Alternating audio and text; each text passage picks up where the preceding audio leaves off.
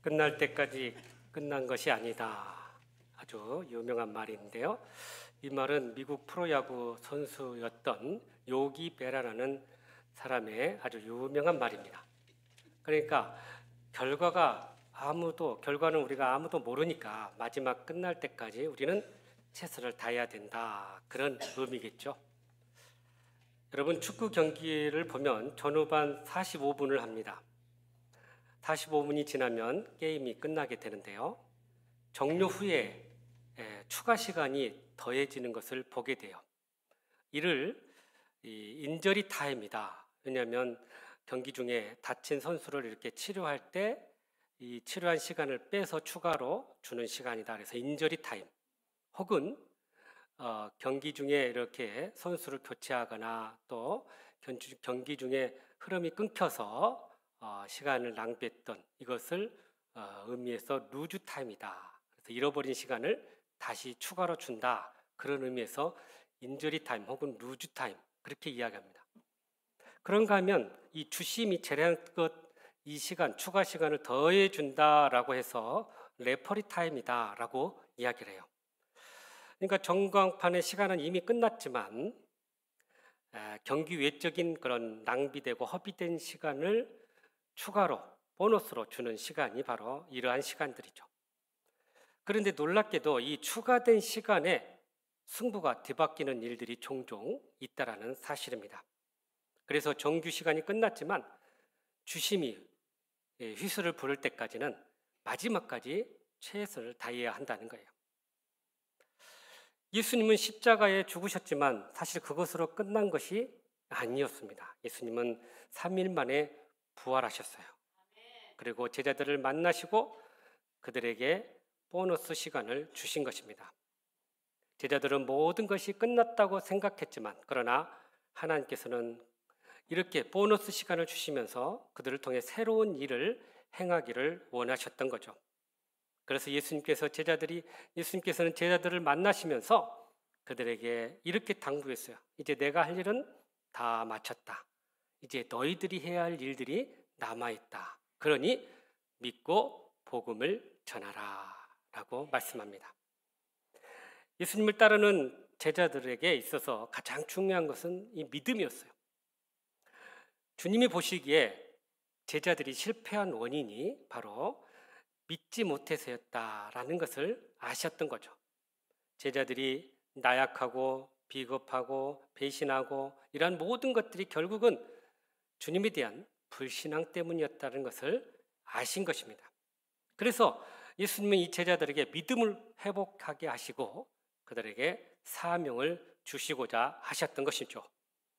그러므로 우리가 이 부활 이후에 어떻게 하면 믿음을 회복하고 사명을 감당할 수 있을 것인지 오늘 또 주시는 말씀을 통해 주님의 음성을 듣고 그렇게 순종함으로 믿음의 역사를 새롭게 써가는 저와 여러분 되시기를 주님의 이름으로 축복합니다. 먼저 12절 말씀을 같이 읽어볼까요? 시작. 그 후에 그들 중 두 사람이 걸어서 시골로 갈 때 예수께서 다른 모양으로 그들에게 나타나시니. 아멘. 이 말씀은 부활하신 예수님께서 엠마오로 내려가는 제자들을 만난 이야기입니다. 마가는 이 이야기를 아주 짧게 소개했지만 누가는 이 이야기를 아주 자세하게 소개해 주고 있어요. 엠마오는 예루살렘에서 북서쪽으로 약 10km 정도 떨어져 있는 작은 마을입니다. 엠마오라는 이름의 의미는 따뜻한 샘 혹은 온천이라는 의미를 가진 곳이었어요. 아마도 이 예수님의 제자들 중에 이곳이 고향인 제자들이 있었던 것 같아요. 그래서 예수님이 돌아가시고 난 후에 그들이 이렇게 피해서 엠마오로 내려가게 되었던 것입니다. 사실 그들에게 있어서는 매우 혼란스러운 상황이었어요. 그렇게 메시아인 줄 알고 믿고 따랐던 예수님이 그렇게 허무하게 갑자기 십자가에 못 박혀 죽으셨던 거죠. 그리고 나서 들려오는 소문은 예수님이 살아셨다라는 소문이 들린 거예요. 그러니 마치 뭐에 홀린 듯한 그런 느낌이었던 거죠. 그래서 이 제자들이 엠마오로 내려가게 됐는데 그 결정적인 이유가 사실은 예수님을 믿고 따랐던 자들도 그렇게 죽음을 당할 줄 모를까 하는 그런 두려움 때문에 예루살렘을 빠져 그렇게 자기의 고향으로 내려가게 되었던 거죠. 그런데 오늘 본문에 보니까 예수님께서 이런 표현이 나옵니다. 다른 모양으로 나타나셨다. 그러니까 엠마오로 내려가는 이 제자에게 나타나셨는데 다른 모양으로 나타나셨다는 거예요. 그러고 보면 성경 곳곳에 예수님께서 부활하셨는데 이 부활하신 예수님을 제자들이 알아보지 못했던 것을 우리가 보게 돼요. 막달라 마리아도 그랬고 엠마오상의 이 두 제자도 그랬고 갈릴리에 가서 물고기 잡는 제자들이 예수님을 다시 만났는데 거기서도 예수님을 알아보지 못했던 것입니다. 왜 제자들이 예수님을 알아보지 못했을까요? 예수님은 죽었다가 다시 사셨기 때문에 죽기 전의 모습과 다른 모습이었던 것을 우리가 알게 됩니다. 다시 말하면 부활체의 신령한 모습으로 그가 이렇게 나타나셨던 거예요. 그러니까 영적인 모습으로, 영성체의 모습으로 나타나셨으니 제자들이 그를 알아보지 못했던 거죠. 그러면 제자들이 어떻게 예수님을 언제 알아봤을까요? 이 누가복음 상에 보면 엠마오로 가는 제자들을 예수님께서 만나셔서 대화를 합니다. 그리고 날이 저물어서 가까운 여관에 들어가서 함께 머물게 돼요. 그리고 예수님을 불러서 같이 식사를 하게 돼요.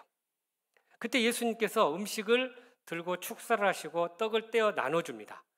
그때 제자들이 비로소 예수님임을 알게 된 거예요. 그런데 제자들이 누가복음상에서 예수님을 알게 된 결정적인 이야기가 하나 나오는데 누가복음 24장 32절입니다. 같이 읽어볼까요? 시작. 그들이 서로 말하되 길에서 우리에게 말씀하시고 우리에게 성경을 풀어주실 때에 우리 속에서 마음이 뜨겁지 아니하더냐 하고. 아멘. 그러니까 엠마오상에서 예수님과 대화를 하는 중에 예수님께서 하신 말씀을 듣고 그들의 마음 가운데 뜨거움을 경험했다는 거예요. 아, 그러고 보니 예수님이 우리에게 해주신 말씀이었구나. 여기 이 마음이 뜨거워졌다라는 말이요, 헬라어 원문을 보면 마음이 불탔다라는 말을 하고 있어요. 그러니까 얼마나 그 말씀이 힘이 있고 강력했으면 그 마음이 뜨거워지고 불탈 정도로 그 말씀이 그들의 마음속에서 역사했다라는 것이죠. 주님께서 말씀을 주셨을 때 그들 안에 불 붙듯이 마음이 뜨거워지는 경험을 하게 된 거예요. 주님의 말씀을 들으면 그렇게 놀라운 변화의 역사가 일어나게 되는 것입니다. 여러분, 우리가 하나님의 말씀을 대하고 말씀을 들을 때 바로 이러한 말씀의 뜨거움을 경험할 수 있어야 한다는 것입니다. 그 말씀이 내 삶의 마음에 이렇게 확신이 되고 그 말씀이 내 삶 가운데 역사할 때 우리의 놀라운 이 말씀의 뜨거운 역사를 경험하게 되는 거예요. 성령께서 우리의 마음을 뜨겁게 만져주시고 또 그 마음을 변화시켜 주실 때 우리는 다시 한번 말씀으로 회복되게 될 것이고 우리에게 주신 사명을 온전히 감당하게 될 줄로 믿습니다. 두 제자들이 이렇게 마음이 뜨거워지자 그들은 엠마오로 가는 길을 돌이켜서 예루살렘으로 다시 올라가게 되었던 것입니다. 그들이 두려워 떠났던 그 예루살렘을 다시 사명이 주어지고 말씀이 주어지니까 그 길을 다시 걸어 올라가게 되었던 거예요. 그러니 여러분, 이 말씀이 주어지고 또 그 말씀을 통해 믿음이 회복되니까 다시 사명의 길을 걸어가는 그들의 모습을 우리가 발견하게 되는 것입니다. 우리도 주님의 말씀을 통해 우리의 심령이 뜨거워질 수 있기를 간절히 바랍니다. 그 뜨거워짐을 통해서 우리의 믿음이 회복되고 우리의 사명이 회복될 때 우리는 더욱더 주님 앞에 헌신하게 될 줄로 믿습니다. 오늘날 엠마오로 가는 사람은 누구일까요? 주님에 대한 사랑과 믿음이 식어버린 사람이 아닐까요? 내 힘으로 세상에서 발부둥치다 결국 실패하고 세상으로 가려고 하는 그런 사람이 아닐까요? 우리는 우리 내면에 걷고 있는 이 엠마오에서 주님의 말씀을 대하고 다시 회복해야 할 줄로 믿습니다. 그것이 주님이 우리의 내면의 엠마오 가운데 주님이 우리 가운데 들어오시도록 해야 한다는 거예요. 그래서 주님이 말씀하시고 주님이 우리의 마음을 열어주시고 또 그 말씀 가운데 우리가 거할 때 마음의 뜨거움을 경험하게 될 줄로 믿습니다. 이 뜨거움을 경험할 때 우리는 믿음이 회복될 것이고 또 사명을 회복하게 될 것이고 결국 주님이 주시는 그러한 복음의 역사를 일으키게 될 줄로 믿습니다. 1700년 5월에 독일의 작센 지방에 한 아이가 태어났습니다. 그는 태어나자마자 6주 때에 그의 아버님이 돌아가셨고 4살 때에 그 어머니가 재혼해서 떠나가셨어요. 외할머니 손에서 자라게 됐는데요.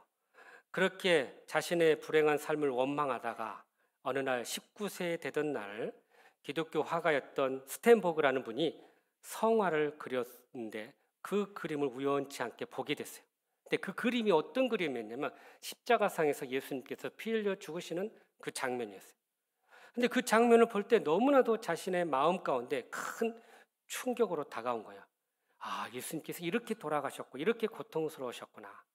그것을 깊이 보고 있는 상황 속에서 그의 마음 가운데 이런 음성이 들려왔습니다. 나는 너를 위하여 모든 것을 주었는데 너는 나를 위하여 무엇을 주려고 하느냐. 바로 이 음성이 그의 마음 가운데 올 때 그는 뜨거운 주님의 사랑을 경험하게 되었던 것입니다. 그래서 한없는 눈물을 흘리며 자신의 불행했던 그 삶이 주님 안에서 다시 치유되고 회복됐던 거예요. 그리고 주님을 위해서 살겠다고 헌신하게 되었던 것입니다. 후에 그는 선교 단체를 만들어서 전 세계를 돌아다니면서 많은 사람들에게 복음의 역사를 일으키는 그러한 삶이 됐는데 그가 바로 진젠도르프라는 목사님이었던 거죠. 여러분, 우리도 부활의 주님을 경험하고 말씀을 통해 그 뜨거움을 경험할 때 믿음이 회복되고 사명이 회복되어서 그렇게 하나님의 일을 온전히 감당하게 될 줄로 믿습니다. 계속해서 우리 14절, 15절 말씀 읽어볼까요? 시작. 11 제자가 음식 먹을 때 예수께서 그들에게 나타나사 그들의 믿음 없는 것과 마음이 완악한 것을 꾸짖으시니 이는 자기가 살아난 것을 본 자들의 말을 믿지 아니함일러라. 아멘. 또 이르시되 너희는 온 천하에 다니며 만민에게 복음을 전파하라. 아멘. 자, 예수님께서 음식을 먹는 제자들에게 나타나셨어요. 그리고 그들에게 믿음 없는 것과 그들의 마음의 완악함을 꾸짖으셨다고 말씀하고 있습니다. 왜냐하면 예수님께서 지금 이렇게 살아나셔가지고 보여줌에도 불구하고 그들이 믿지 않고 거부를 하니 그들의 그 완악함을 주님이 지적했던 거죠. 사실 이미 막달라 마리아를 통해서 예수님이 살아계신 것을 제자들이 들었어요. 근데 그것을 믿지 않았던 거죠. 심지어 제자 도마는 자기 손으로 직접 예수님의 손에 못자국과 옆구리에 창자국을 넣지 않는 나는 더 이상 믿지 않겠다라고 주장했던 거죠. 그러니까 들어도 안 믿고 보고도 안 믿고 겨우 만지고서야 믿겠다는 이런 모습들. 그러니 얼마나 예수님께서 그들의 모습을 보고 실망하셨는지 모릅니다. 그래서 그들의 믿음 없음과 안악함을 이렇게 꾸짖으셨다라고 말씀해요. 여러분, 히브리 사람들의 격언 중에 이런 말이 있습니다. 의심을 말하는 자는 세상에서 가장 미련한 사람이다. 여러분, 세상 학문과 과학은 의심을 통해서 발전하게 되지만 우리 믿음과 신앙은 믿음을 통해서 그것을 발전시킨다는 거예요. 다시 말하면 의심을 가지고 이렇게 생각하게 되면 믿음이 점점 떨어지게 된다는 거죠. 아담과 하와가 하나님의 말씀에 불순종한 이유가 있어요. 그것은 하나님의 말씀을 믿음 없이 의심했기 때문이라는 거죠. 분명히 선악과를 먹는 날에는 너희들이 정령 죽으리라 라고 말씀하셨음에도 불구하고 사탄이 그들을 유혹했어요. 너희들이 그 선악과를 먹을 때 정령 죽을까 하노라 하고 유혹했던 거죠. 그러니까 사탄이 이렇게 의심을 불어넣으니까 그것을 그대로 받아들였던 거예요. 그러니까 하나님의 명령이 의심으로 바뀌는 순간 결국 불순종의 삶으로 나아가게 됐던 거죠. 여러분, 우리가 왜 의심할까요? 너무 이성적으로 합리적으로만 판단하려고 하기 때문에 의심해요. 어떤 분은 때때로 마음이 약하고 연약하기 때문에 의심을 해요. 그런가 하면 어떤 사람은 사람들에게 속임을 당하고 사기를 당하니까 사람들을 더 이상 믿지 않겠다라고 이야기합니다. 그런데 예수님께서는 우리에게 말씀을 통해 그 말씀을 통해 믿음을 갖게 하시고 그리고 때때로 믿지 못한 우리에게 이렇게 기적을 통해 믿음을 부어 주신다는 사실입니다. 그러나 보고 믿는 것보다 보지 않고 믿는 것이 더 위대한 믿음이라는 것을 우리에게 말씀해 주고 있어요. 그래서 주님은 도마의 의심에 대해서 직접 손에 넣어보고 만져보아라 라고 말씀하시면서 믿음 없는 자가 되지 말고 믿는 자가 되라고 말씀하고 있는 것입니다. 그래서 요한복음 20장 29절에 이렇게 예수님께서 말씀하시네요. 시작. 예수께서 이르시되 너는 나를 본고로 믿느냐? 보지 못하고 믿는 자들이 복되도다 하시니라. 아멘. 여러분, 우리가 이렇게 믿음을 소유할 때 우리가 주님과 하나가 되고 연합하며 그렇게 주님의 뜻을 따르고 순종하는 삶을 살아가게 되는 것입니다. 그랬을 때 예수님께서 이렇게 믿음을 주시고 그들에게 명하신 말씀이 바로 15절에 너희는 온 천하에 다니며 만민에게 복음을 전파하라. 온 천하는 여러분 온 세상, 온 세계겠죠. 만민은 모든 민족이에요. 그러니까 지역이나 민족에 국한되지 말고 모든 사람들에게 열린 마음으로 그들에게 가서 복음을 전하라라고 말씀하고 있는 거죠. 우리는 흔히 내 가족, 내 친척, 친구, 이웃들, 우리 민족에게만 이렇게 복음을 전해야 된다고 생각할 때가 참 많아요. 그러나 동시에 지구 반대편에서 예수님을 알지 못하고 죽어가는 그 영혼들을 위해서도 우리가 관심을 갖고 기도해야 한다는 사실입니다. 비록 먼 곳에 가서 직접 복음을 전하지 못하지만 우리가 그들을 마음에 품고 기도한다면 우리는 세계를 품는 그리스도인이 될 줄로 믿습니다. 그것이 바로 선교에 동참하는 일이에요. 우리의 삶의 영역에서 복음을 전하지만 그러나 해외에 갈 수 없는 곳은 보내는 선교사가 되어서 그렇게 기도하고 지원하고 후원하는 그런 삶이 되어야 할 줄로 믿습니다. 최근에 합동측 목사님들이 모여가지고 코로나 이후로 교회 침체가 되니까 어떻게 하면 우리가 전도하고 다시 회복할까 하고 서로 모여서 워크숍을 했어요. 거기서 내린 세 가지 결론이 있는데요. 첫 번째는 그동안 말로만 했던 전도는 더 이상 이제 통하지 않는다. 그래서 삶이 본이 되는 그런 전도가 되어야 한다라고 강조해. 그러니까 우리는 이제 말로 하는 전도가 되어서는 안 되고 삶을 통해서 전도가 돼야 된다는 거죠. 두 번째는 이 신뢰를 기초한 관계 전도를 해야 된다. 이렇게 결론을 해요. 그러니까 사람들에게 신뢰감을 줘야 되는데 그 신뢰가 뭘 통해서 이루어지냐? 사랑과 섬김과 나눔을 통해서 그들의 마음을 열고 신뢰감을 줘서 그렇게 관계를 통해서 전도해야 된다. 이렇게 정리를 하고 마지막 세 번째가 특별히 교회의 모판, 그냥 가장 중요한 모판이 되는 게 바로 구역인데 이 구역을 강화해야 한다. 그래서 구역을 강화함으로 인해서 사람들이 새롭게 오도록 그리고 그들이 잘 정착할 수 있도록 도와야 된다는 거예요. 그러니까 구역을 잘 준비시켜가지고 강화해서 많은 사람들이 와도 그들이 잘 정착할 수 있도록 도와야 된다는 거죠.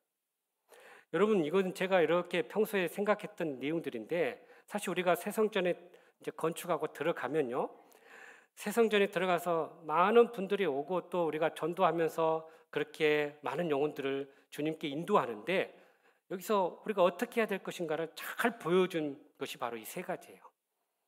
말이 아닌 삶으로의 전도, 그리고 신뢰를 기초한 관계 정도, 그리고 이들이 잘 와서 정착할 수 있는 구역을 강화하는 일이에요. 이것이 얼마나 중요한지를 우리가 기억해야 한다는 거예요. 초대교회에 이러한 구전 이야기가 내려온다고 합니다. 예수님께서 지상 사역을 마치고 천국에 들어가셨는데 가브리엘 천사가 예수님을 기쁘게 맞이했어요. 그리고 예수님께 이렇게 질문했답니다. 예수님이 이 세상 사람들에게 그들을 얼마나 사랑하는지 그렇게 큰 사랑을 베푸셨는데 세상 사람들도 그것을 알고 있습니까? 그랬대요. 그랬더니 예수님께서 아니 아직은 모르지.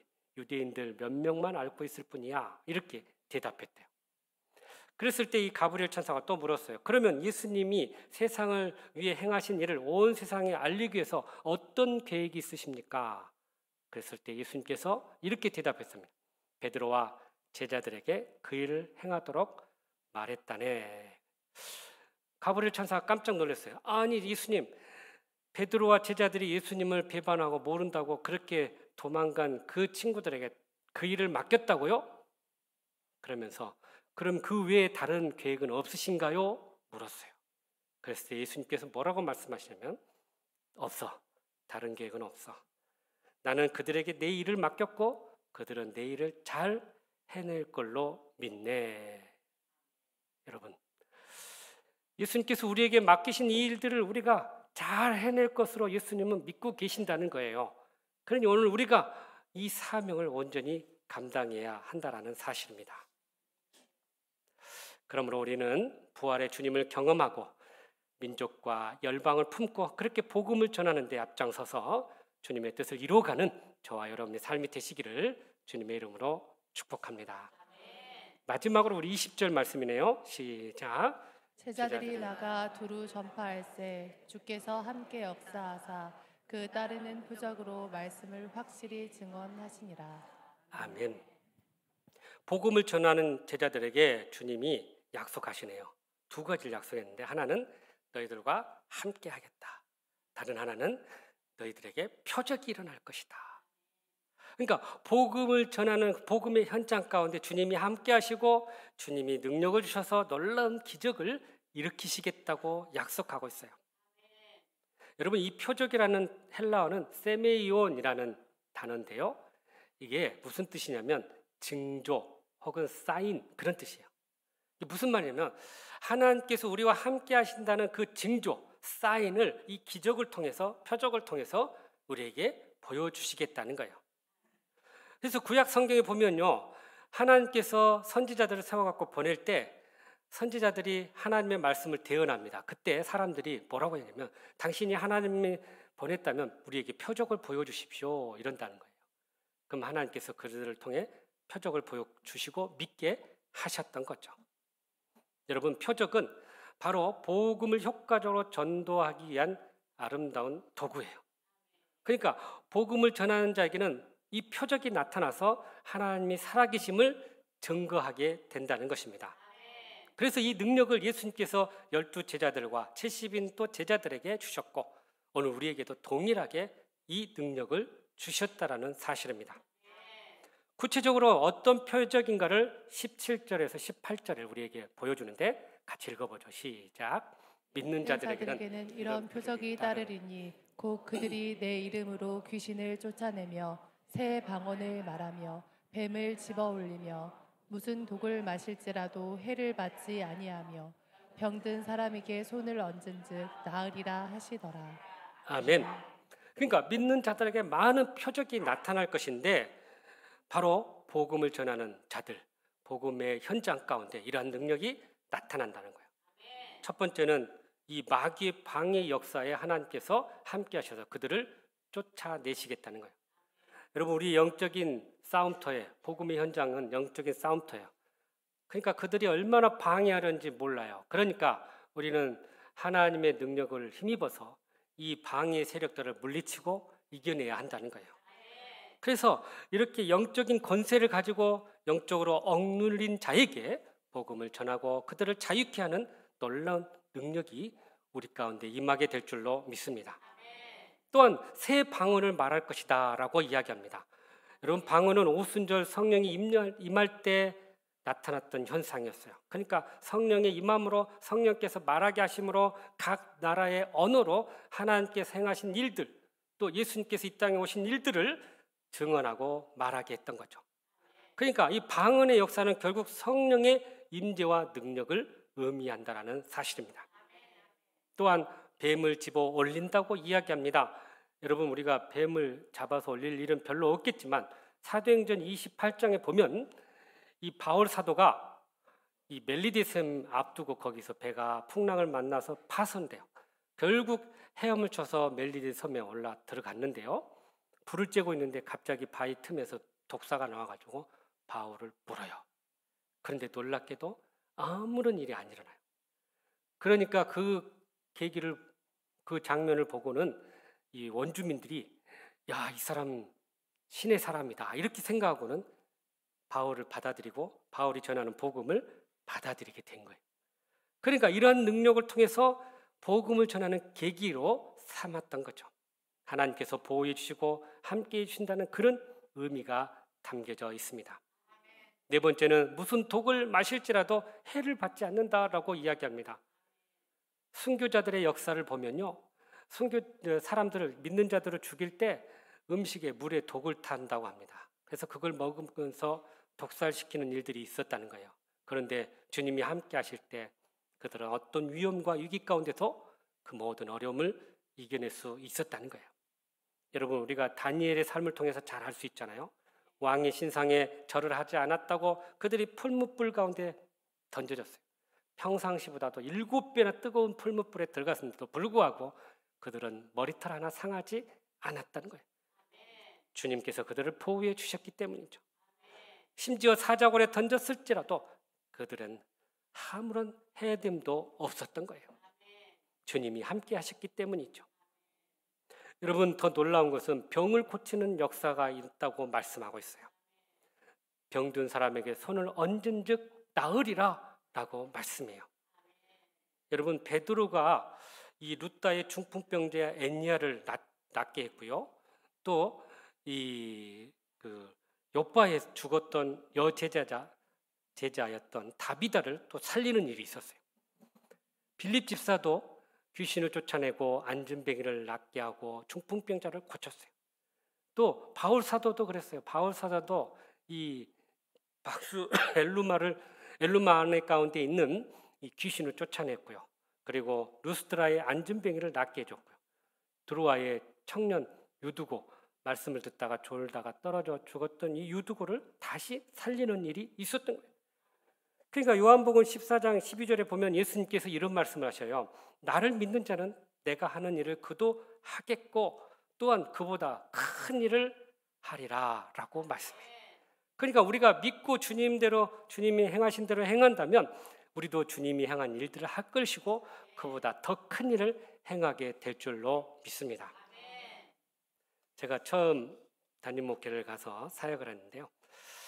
한 권사님이 이렇게 새벽 기도에 와서 안수 기도를 받기를 원했어요. 그래서 어디가 불편하십니까? 그랬더니 이분이 이렇게 자꾸 정신을 잃고 쓰러지는 일들이 생기더래요. 그래서 정신을 잃고 막 1시간씩 이렇게 쓰러져 있다가 겨우 의식이 돌아오고 그런 일들을 여러 번 했는데 병원에 가서 보니 원인을 모르겠다는 거예요. 그래서 이건 하나님 앞에 기도해야 되겠구나. 그렇게 하고는 새벽 기도에 와서 기도하다가 목사님께 안수 기도를 받아야 되겠다 하고는 와서 기도를 받은 거죠. 그러니까 이제 같이 하나님 앞에 뜨겁게 기도하면서 하나님 앞에 맡겼는데 기도하는 안수 기도 가운데 마음이 뜨거워지는 그런 경험을 하게 됐다는 거예요. 거기서 하나님께서 나를 치유해 주시는구나. 그것을 느끼게 됐고요. 정말 그 이후로 그렇게 정신을 잃은 일들이 없어졌던 거예요.